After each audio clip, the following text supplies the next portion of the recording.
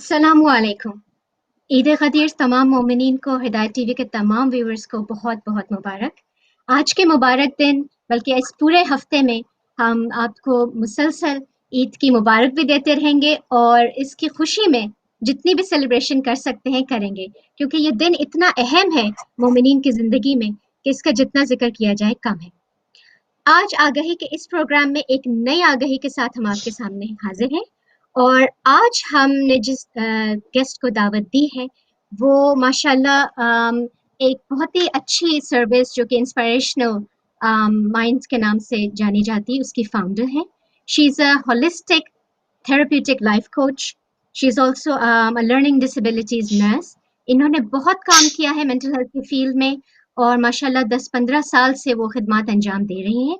और आज जिस टॉपिक को हम डिस्कस करेंगे आज के प्रोग्राम में वो है लर्निंग डिसेबिलिटीज और चैलेंजिंग बिहेवियर।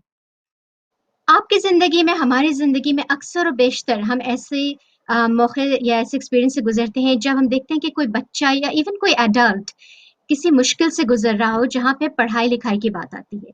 कुछ बच्चे आप देखते होंगे कि वो लिखने में तो बहुत अच्छे हैं लेकिन रीडिंग में कमज़ोर हैं, और कुछ बच्चे ऐसे होंगे जो जिनकी रीडिंग बहुत अच्छी होगी लेकिन लिखने में उन्हें दिक्कत होती है, और कुछ ऐसे होंगे जिनका रीडिंग और राइटिंग स्किल्स तो ठीक होंगे लेकिन जहाँ बात आती है हिसाब किताब की, मैथमेटिक्स की, तो उसमें उनको बहुत ही ज़्यादा तकलीफ का सामना होता है और उनको अक्सर लोग स्लो लर्नर कहते हैं या उनको अक्सर लोग समझ नहीं पाते और उन पे काफ़ी मतलब चीख चिल्लाव किया जाता है उन बच्चों पे, उनको डांटा जाता है, कभी-कभी पनिशमेंट्स भी दी जाती हैं कि ये बच्चा पढ़ाई लिखाई में अच्छा नहीं है या ये पढ़ना नहीं चाहता। बजाय इसके कि हम मसले की बुनियाद को समझ सकें, हम फ़ौरन उस शख्स को या उस बच्चे को लेबलाइज़ करना शुरू कर देते हैं। तो हम बात करते हैं फरहाना हिरजी खरवली से। अस्सलाम वालेकुम। Alaikum salam. How are you? कैसे हैं? अल्हम्दुलिल्लाह। ईद मुबारक जी sister. Eid Mubarak to you too. Thank you so much for coming on the show today. And the topic is learning disabilities and the challenging behaviors that are associated with it. So first of all, I would request you, Farzana, to tell us about Inspirational Mind. What made you come up with this concept? My background is in nursing and social work, so I have a very holistic um, um, look at both the services, so I can understand how health has an impact on our social needs and social needs have an impact on our health needs. So my work within hospital work in particular made me realize that many people from our own communities are not accessing the help when they need to very early on in life. If they're unwell, they may not engage with health professionals in time, may not be looking at taking medication that being given and things like that. So seeing a lot of people, even if they've lost a loved one, they're not getting the help that they need. If somebody, a mother has died of cancer in the family and leaving children behind, why are our community members not accessing help? Why do they refuse and struggle on their own? And because of that, I thought, let me try and work towards finding out and also resolving some issues if I could. So that's when I decided to set up the service, Inspirational Minds. And what does this service offer? So the service helps people with any health, social and emotional issues. So we look at mental health, we look at physical health, and we look at any social needs as well. And we try and refer people to people within the community if that's a preference, and we have the relevant professional there, which alhamdulillah we have a good team of professionals. If it means that we need to support them, signposting them out to different services, or giving them some advice on how to speak to the GP, how to speak to different services, help them to understand what their own issues are before they engage with other professionals. So we're quite, we work in many different ways to support people. And what about the language barrier? Say, for example, there is someone who doesn't speak English. Do they have any access to professionals who are bilingual? Yes, so we provide Urdu, we provide Gujarati. Sometimes if we don't, the person that answers the call is unable to speak a particular language, we can try our best to find somebody that can speak that language and support them. And the other thing is, if we do refer out, we will advise them. For example, if we refer them to go to the local council for social support, we'll advise them to request an interpreter because the council will provide an interpreter. So those discussions can be had quite early on. Brilliant. That sounds absolutely fantastic. Thank you so much, Farzana, for sharing that with us. So jumping into the topic, please tell us what learning disability is, because lots of people, they don't understand that there is such a thing. And like I mentioned earlier on, that they tend to kind of labelize or stigmatize the problem, and they kind of tell off people or children that they're not working hard enough, they're not paying attention in their class, although that is not the case. Yeah, so there's two kinds. There's learning disability and there's learning difficulties. So learning disabilities is a delay. So when we have the milestones, when the children are growing, they walk at a certain time, they talk at a certain time, they can interact with other people. And we notice that these things aren't happening early on. It can take a very long time. There is definitely a delay in their development. It could be due to oxygen deprivation when they're born. It could be due to trauma in early childhood, soon after birth. It could be many factors that can cause a learning disability, and it could even be genetic. So obviously we know that, for example, Down syndrome, where there is a genetic defect. So there are some learning disabilities that come about due to genetic issues. So there are many different reasons for learning disabilities. And that delays somebody's ability to understand maybe their cognitive, in other words, their mental growth. Even sometimes the formation of the brain could be affected. So there's many different aspects of a learning disability. And then we have a learning difficulty, which is where people struggle or are very slightly, mildly affected in understanding some things. And that doesn't necessarily mean that they're not able to do other things. So for example, myself, I have dyslexia. And I wasn't aware of that until I realized that I was struggling with maths, and that's something I couldn't pick up very quickly. And maybe a little bit of English reading I used to struggle with in very early days. But alhamdulillah, you know, it's not set me back in any ways. In fact, sometimes Allah may give us something extra to compensate, which I feel I have. To something that's missing from us. So what we need to understand as a baseline really is that people are so different and we all come with different gifts. If that means that one gift somebody has more and other gifts somebody has less, that doesn't make them less of a person. We are all equal and we should try and understand each other. And I guess that leads on to the topic of challenging behaviors, that, you know, trying to understand the person's behaviors. Why is somebody with a learning disability, and actually even generally in life, why do people behave the way they behave? And that's really what we need to look at. Definitely, because if we don't understand someone's behavior and then we stigmatize the problem and make it even worse, and then the symptoms get aggravated and then it leads to another problems. So you mentioned that you've got dyslexia as well. I'm so grateful to you for sharing that with us. When did you recognize it as a problem, or when did your family acknowledge it, that this is like a problem which is completely beyond your control? I don't think we recognized it early on. In those days, when I was growing up, it wasn't something that was, you know, recognized very easily.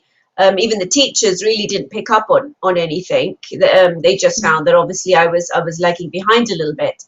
I think the issue was that I, in myself, was unhappy that I wasn't able to meet the standards that everyone else was meeting. I was always putting my hand up in class to ask questions. And I think they would find that I'm actually becoming a bit of a nuisance. But I genuinely didn't understand something. It took me a few goes to read and reread and understand before I could, you know, pick it up. That it was picked up when I actually got to university. So I had failed a lot of exams before that. And alhamdulillah, obviously with Allah's grace, I managed to get to university. It may have taken a bit longer, but I did get there. And it was at university that I was able to be diagnosed with a learning difficulty, dyslexia, which was very helpful, because then I knew that I had to find other ways to do things. And I think that's the key. It doesn't mean if you can't do something, you stop. It means find another way to do things. And even with our children, if we see that they can't do something, we don't keep pushing them in that direction of learning. There must be another way to teach them the same thing. Definitely.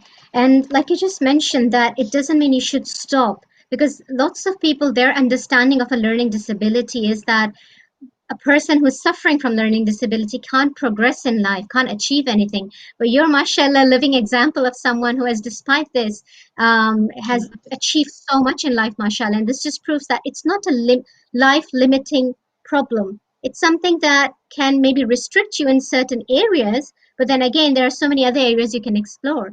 Tell us something about dyslexia. How does it kind of affect one's learning ability?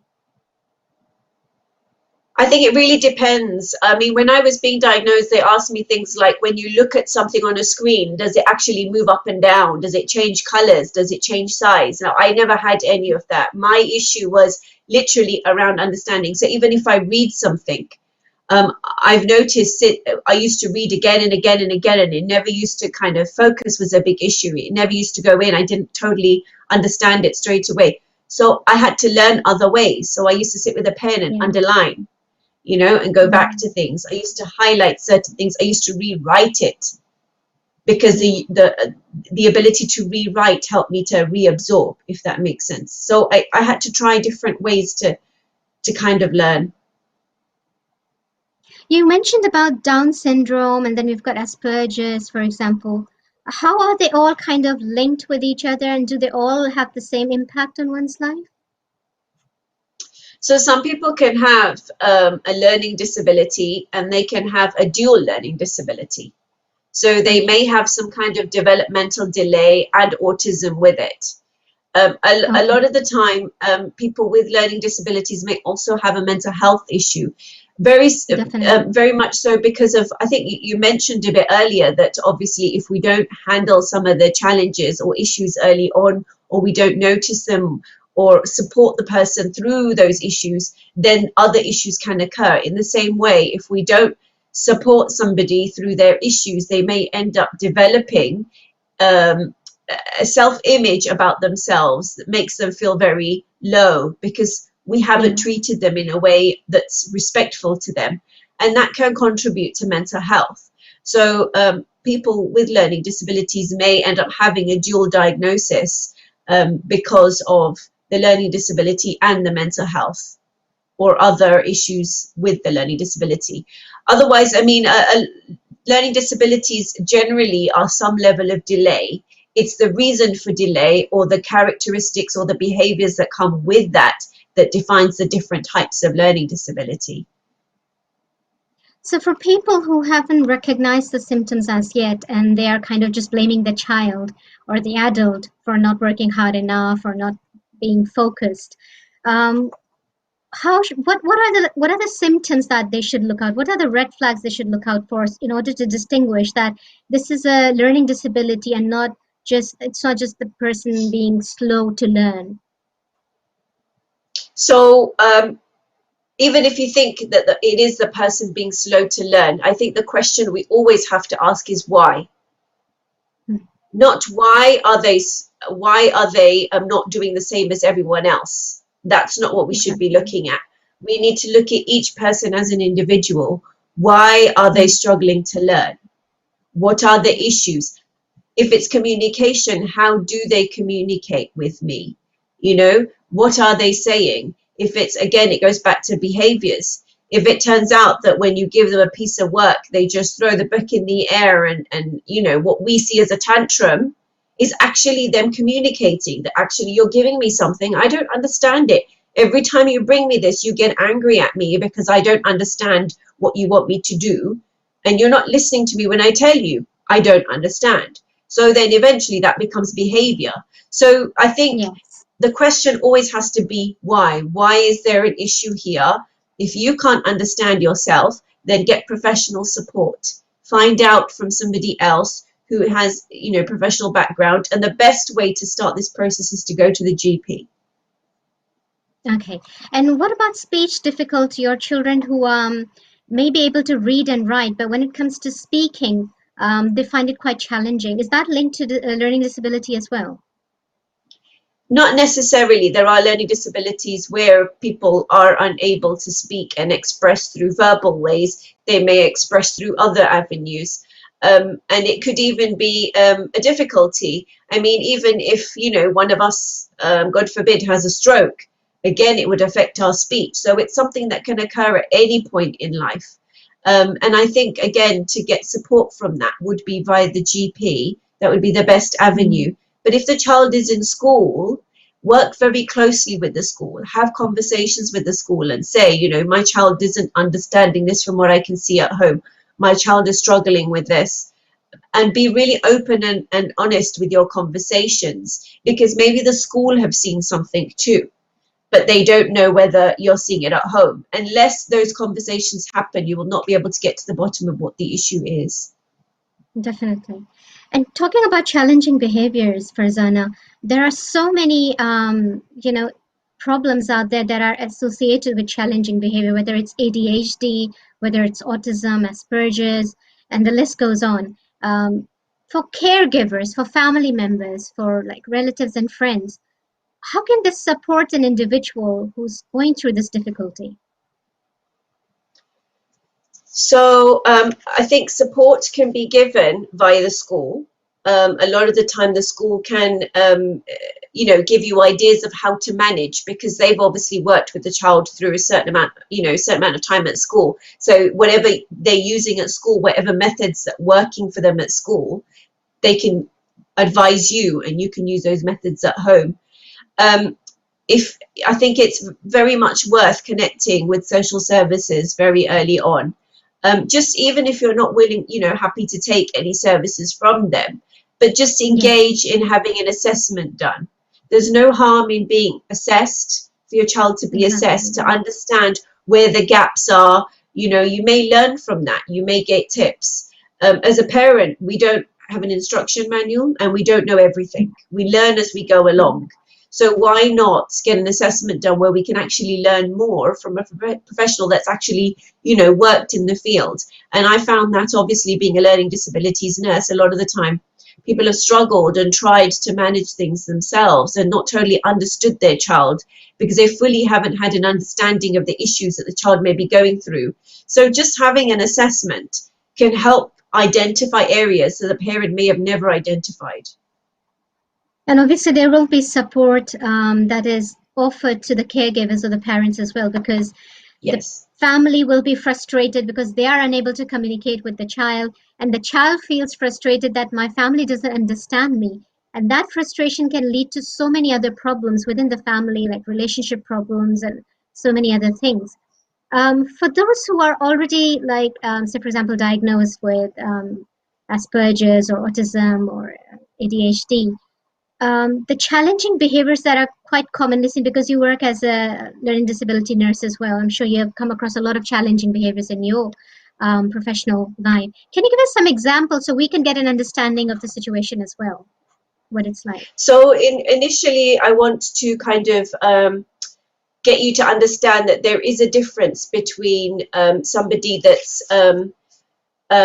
if we look at it this way, when there's a conflict between two people, there's a difference to when there's challenging behavior.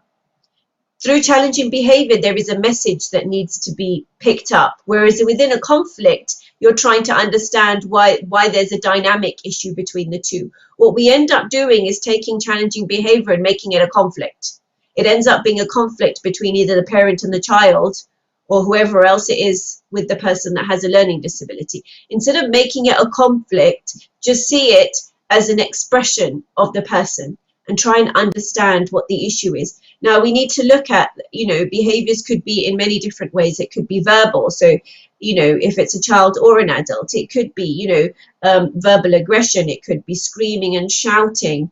It could be just repeating words again and again and again because you just want the person to understand what you're trying to say. Physical things would be things like, you know, scratching, biting, hitting, hair pulling, you know, and we just straight away react with such behaviors that we see. We don't stop and say, hang on a minute, let's just sit down. You know, the Prophet has said, if somebody's angry, give them a glass of water. Maybe you could do that. Sit down, calm down, ask them, what are you trying to tell me? I'm not understanding. There's no harm in saying that, you know. Give them a hug, which may take them by surprise. Obviously, if they're, you know, really aggressive, you don't want to try and hug them because you'll end up getting hurt. But what I'm trying to say is always de-escalate the situation. Yes, don't escalate it further by making it a conflict. De-escalate it and try and calm the situation down.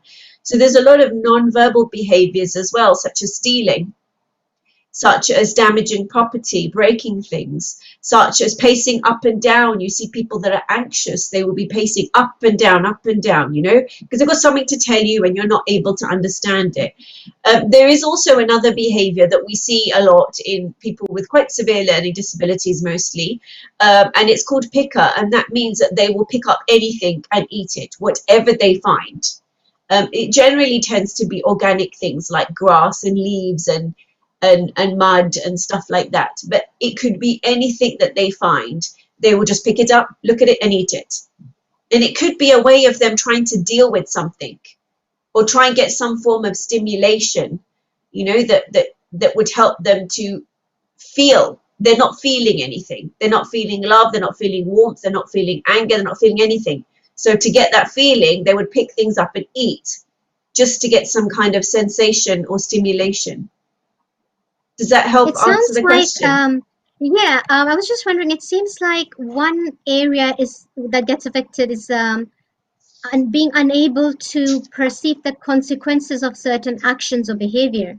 For example, like one person may understand that this is edible or this is not edible, but here it seems that there is a sort of like challenge that the person experiences in terms of understanding things that are harmful, things that are not harmful, or what will be the consequence of certain actions and behavior. It seems like there's an inability to understand that. Yeah, so that's where the delay is. So it might be the risk of opening the door and just walking out into the middle of the road, you know, because they don't realize what safety is, you know, jumping into a hot bath of water or, you know, going for a shower, they'll switch it on hot, not understanding the fact that you need to mix the cold and the hot together to warm, things that we take for granted, you know. But what we end up doing in situations like this is never letting that child grow. So that child with a learning disability, for example, has become a teenager. And every day we sit and put their bath on for them or shower on for them, mix the water and then leave it. Now you can go in. When will they pick up the skills? The problem is we need to have patience to not make them learn a skill, but reinforce it again and again. And eventually by pattern, they may learn. They may not learn the way we learn. But if we do something on a very regular basis and keep a very stringent kind of time frame, very good pattern in the day of structure, then that child may start to form some level of, I don't like the word normality, but then we always bring people to our norm. Normality doesn't really exist because every person is different. But just so that they can be maybe more part of the family, we need to be able to still continually try and teach them abilities to become more independent rather than kind of pull them away from things and say, no, you can't do that. You've never been able to do that. So I won't let you switch on the bath, or I won't, you know. That also can affect them emotionally, that, you know, I have nothing to do. I am worthless, you know. So we need to really balance out how we work with people with learning disabilities. You know, there's this stigma, stereotype attached that people who are experiencing one of these problems, they don't get to live an like independent life. For the rest of their life, they're dependent on other people, on their families or friends or relatives, and they can't like get an education, they can't get a job, they can't have healthy family relationships. Is that the case for Zainab? Definitely not. And that's what we advocate in social services and in the NHS, being a nurse and a social worker. I remember when I was nursing, there was a couple, a Down syndrome couple, that got married and had children. And everyone thought, well, how will they manage? You know, they have a learning disability. And actually, their child did not have a learning disability. So the child was, you know, it was fine. They were meeting all their milestones. But behind them was the support of families, and that was all discussed. So when this couple wanted to get married, obviously they're seeing that it's normal to get married, so they liked each other and they said, we want to get married. But obviously they would not be able to manage a marriage that even we struggle with in marriages. You know, it's not easy to maintain a marriage. So particularly with somebody with a learning disability, it's going to be even more difficult. How can we make that easier for them? So we engaged with the families. Let's work together and try and make this marriage work. You know, they wanted to have a child. Their families were very happy to support this one child's coming into the world. And mashallah, they had a beautiful child. So they can get married as long as there's a support network behind them, you know, so there's no reason why not. I mean, things like living independently, as a social worker, we're always advocating independent living. There may be things like floating support, which is a service that of support workers that go in to check on the person with a learning disability. Usually it's a mild learning disability, sometimes moderate. Where a care worker would go in and check on them every day, 3 times a day, but they were still independent in making their own meals, and you know, they were supported to go shopping or pay for things or go to the bank because that's where they were finding things difficult. So anything can be done as long as we understand the person's needs, understand the person's ability, and then find a way to support them. You know, we're talking about challenging behaviors, Farzana, and apart from children, even adults, they show these same kind of behaviors, even in elderly, especially the ones who are living in, say, for example, care homes, or even in our families, if they have dementia or Parkinson's or any other difficulty that they're experiencing, that can be pretty challenging for the caregiver, for the person who's made in charge to look after them. Especially leaving them unattended can be pretty dangerous as well, because they're unable to look after themselves or keep themselves safe. How do you deal with that? So within social services, again, it's worth whether it's an elderly person or somebody that's you know, had a health condition that can be debilitating, where you're having to look after them, like a stroke or Parkinson's or something like that, or even like you mentioned, dementia. It's worth getting an assessment by social services under the Care Act. So if you look at the Care Act, it states clearly that social services have an obligation to do an assessment. They don't have an obligation to provide a service because the service is dependent on the needs of the person that they're assessing.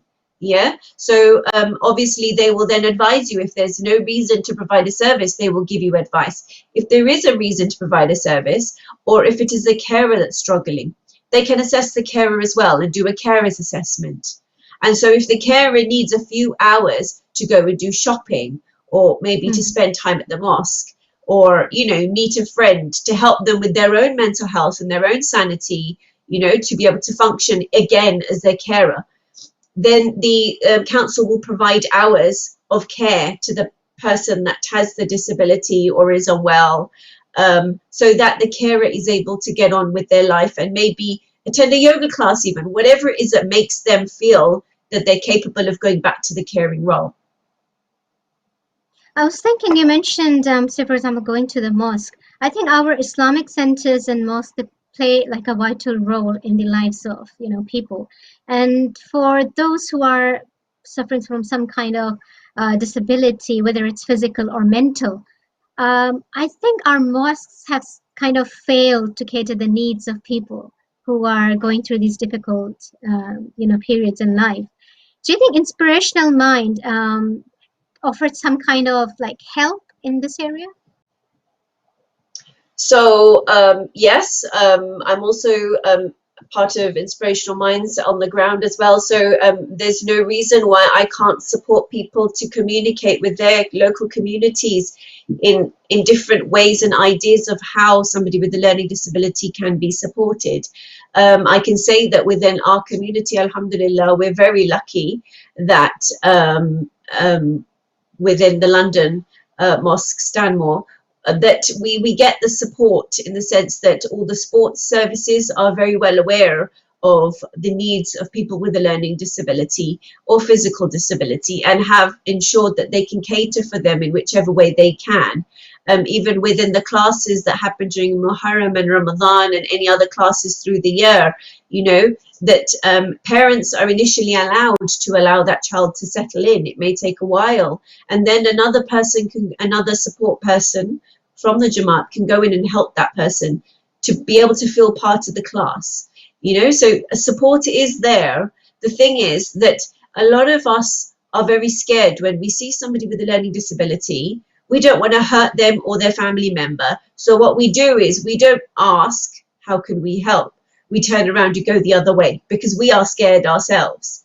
And I think that's the issue, that if we all have a better understanding of what a learning disability is or a physical disability is and how we can help, then we'd feel a bit more confident, in being able to offer help. It doesn't mean that the family member is going to feel bad if you say something wrong. You're learning. Just as that family member, when they had a child with a learning disability, had to learn, you are learning. There is no shame in asking questions and saying, look, we don't understand. Please tell us how we can help. Rather than being worried about, I'm going to offend somebody, it's better I just stay away.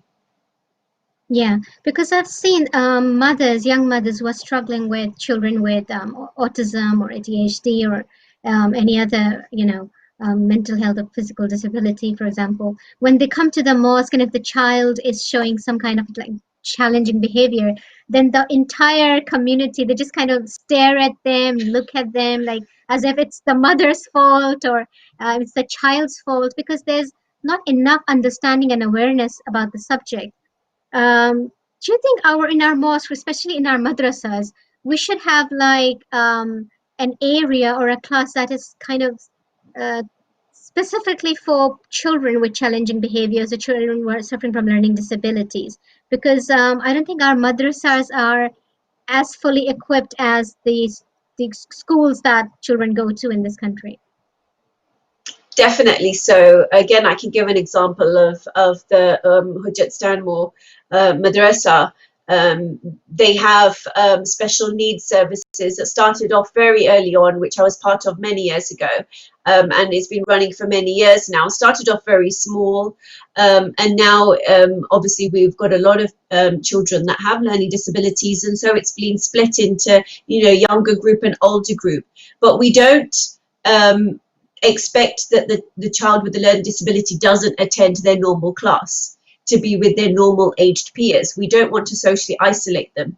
So we've got enough volunteers, alhamdulillah, always requiring more. But at the moment, alhamdulillah, there are, we're managing with the volunteers that we have that are going in and supporting each child individually within the class. So the child is not left isolated from people their age.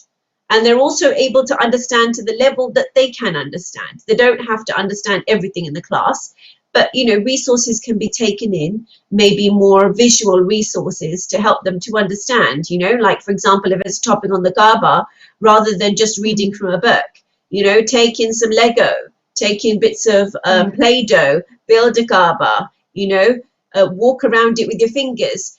Make it sensory, make it more interesting. Things like this can be done with our children. We just need more volunteers to understand and come forward and say, I'm happy to help, or I would like to help. Can we set up something like this?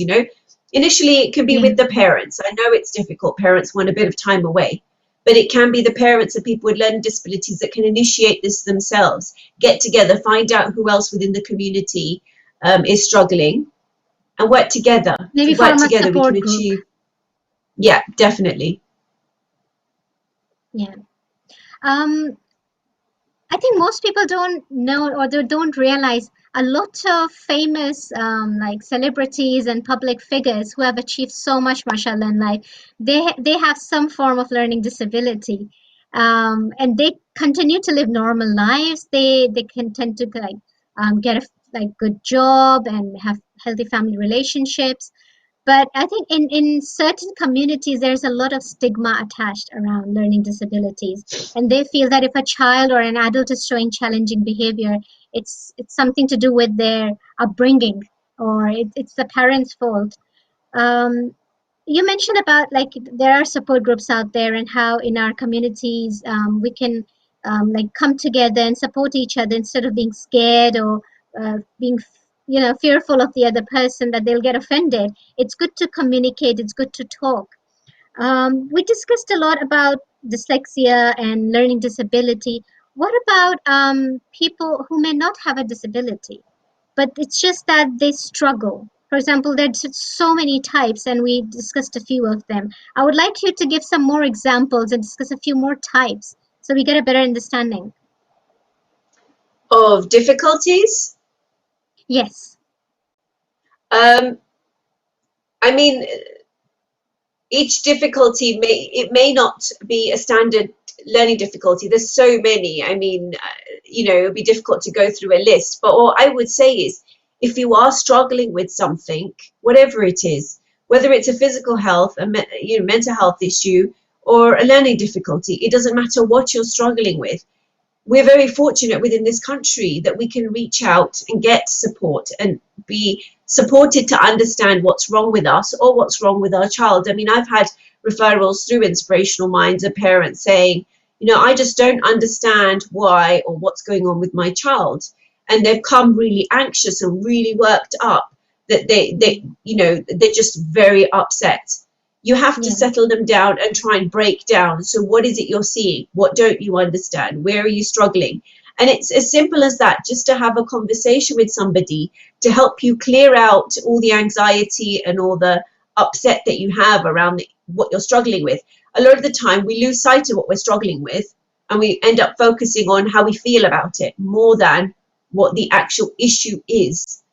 So having a conversation with your GP, making a referral to social services, or asking the GP to put you forward to talking therapies or something like that, where you can get some professional support in discussing your emotions and anxieties around an issue that you haven't even recognized.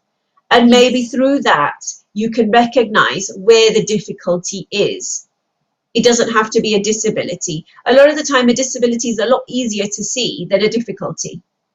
A yes, difficulty is very deeply embedded because as a human being, we have an innate ability to be able to deal with things and manage tasks. Even it can be unconsciously that we're doing it. So when we get up as a child and we realize that we can't walk, we crawl. We'll find another yes, way around. We may mm, be very late in walking, and when we feel safe and able to, we will then start walking. Why did we do that? Because we found it was something we couldn't do. We couldn't just stand up like an adult, so we continued to crawl. Or we'll find a funny way of hopping, maybe. I don't know. I mean, that's just an mm, example. But yeah, we always find ways to manage a situation. So we need to, even as adults, just imagine the amount of years that you've managed that issue, and to the point that you don't even realize what the issue is. So it yeah, needs to be broken down. And the only way you can do that is have a conversation with the GP, or any other professional that you know, or even a friend, somebody that can sit with a pen and paper and map out all the issues that you're experiencing to get to the bottom of what this difficulty might be. yeah. And I think people need to understand more that people, I mean, who have children with ADHD or autism or dyslexia, it's nothing to do with bad parenting. It's like purely genetic, and it's something to do with brain chemistry, something which is beyond your control. Yes, a healthy family environment does play a crucial role, but you can't blame the parents or the grandparents, for example. And I think instead of being judgmental, we need to be more supportive of these individuals. And if we know someone in our family, in our community, or friends, I think we should be there supporting them instead of judging them and even creating more problems for them. Um, Farzana, because you work as a learning disabilities nurse and you also work as a therapeutic holistic life coach, if somebody needs to, say, for example, approach a life coach, what areas do you work in? How can you offer support? I'm holistic because of my experience in nursing and social work. So, it's in regards to mental health, or it's in regards to social issues, marital issues, um, supporting a family through obviously issues around challenging behavior and learning disabilities or difficulties. I'm quite flexible in the kind of service I provide, and it's always catered to the specific need in person. The only area I don't work in is employment. So apart from that, because alhamdulillah, I've been very blessed, and I would put that down to my difficulty. If I hadn't had my learning difficulty, I may have been somebody else doing something else. But alhamdulillah, Allah has gifted me with the ability to be very rounded in what I can provide as a service. So I think it's always worth to pick up the phone and just have a conversation to see how support can be given. If it's not with me, with anyone, there's no harm. What can they say? Well, unfortunately, I can't provide support. However, there might be somebody else that can, and they may have those details on hand for you.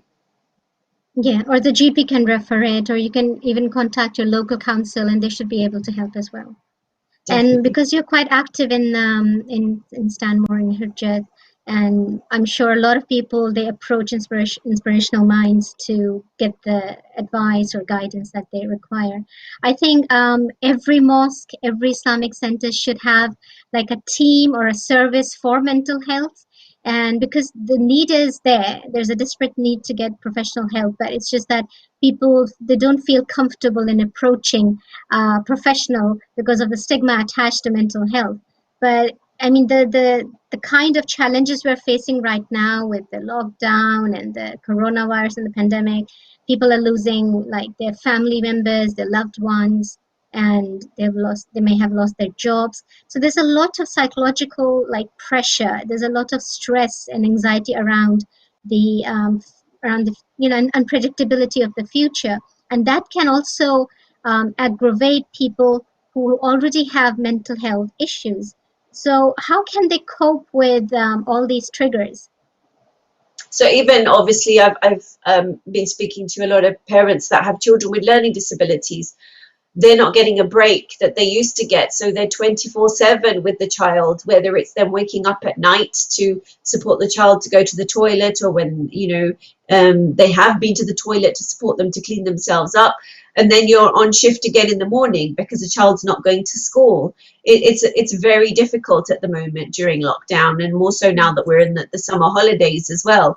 So I think all of us have a duty to reach out to people that we know may be alone or struggling or have somebody with a disability at home. We all, as human beings, as Muslims, have that responsibility, that we should at least try and keep in touch with one person at least and ask them how we can help, even if it means going in for half an hour to support somebody that you know, or even that's a neighbor that you don't know, get to know them, and even just having a chat with them, so that rather than, what a lot of the time when we've got young children, we feel very, numb in the head sometimes, that we haven't been able to have an adult conversation with somebody. So just imagine somebody that's caring for somebody that's physically disabled or, have a learning disability. After a while, they're going to want to have some kind of communication with somebody that can kind of give them a bit more stimulation, get their brain running. And I think even if we can't go and help, we can always give them a call, ask how they are, maybe bring them some shopping and things like that. Yeah, and I think our religion specifically kind of puts a lot of emphasis on the fact that we should be like a supportive, we should form a supportive network for each other, and we should always be there to offer any kind of support, whether it's physical, emotional, financial, spiritual, for our brothers and sisters out there.